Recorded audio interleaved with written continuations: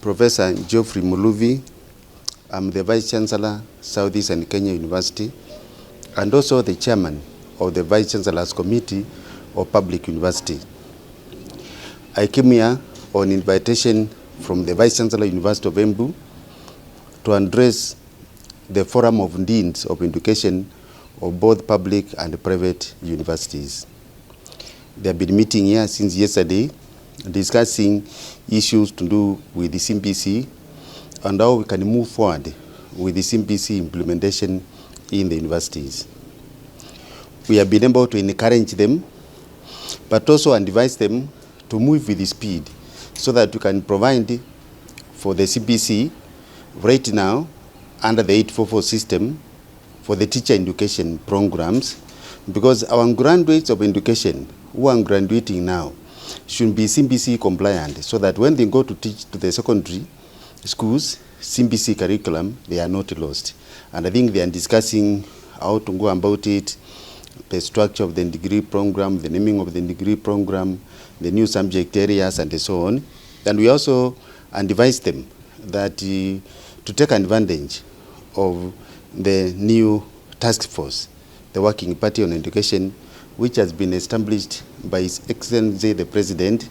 And indeed, we are very happy as the university sector with the third task force, because we now have an opportunity to present the issues which we have been grappling with the CBC implementation to the new task force that they can be implemented. And as the chair has said, there is an opportune time for the deans to be able to look critically at even the TORs that have been given forth for the task force that has been put forth by His Excellency the President.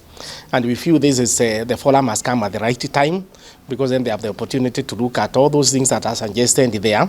And indeed, in that forum, they also have one of theirs, Dr. Siriaka Gitonga, who is currently their chair, and who is also in that task force. She was appointed by His Excellency to be in that task force. So through her, we are sure that whatever the deans are going to discuss and come forward with will be able to find its way in that task force. So we are very optimistic that in this task force we'll be able to do a lot of justice in the university and the university sector. We also see that that task force is also the universities are every represented. So we want to trust that we will be able to shape the university and education in line with the CBC. And we are very expectant and we are very optimistic that this is going to work. Otherwise, for me, really, it's to thank Professor Muluvi for coming to give the keynote address, and for the deans from all the public and private universities for convening here for these 2 days to do this very important task for our nation. But with CBC, we realized we had some challenge, and we thought we needed to sit together, put together our heads, and see how we can move together as deans and see that we achieve the goals of CBC, because the teacher at the end of the day is at the center of the implementation of CBC. We as trainers of teachers, we must ensure that we actually train teachers that will implement CBC in the correct way.